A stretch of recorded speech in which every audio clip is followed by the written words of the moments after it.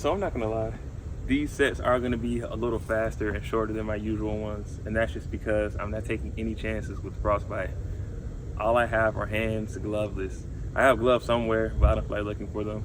So I figure, at least for now, I'll do a set, put my hands in my pockets, wait for my hands to warm up again. Takes about maybe like 5, 6, 7 minutes.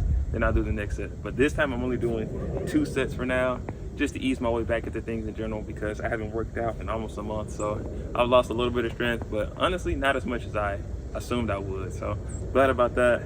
All right, actually, you know what?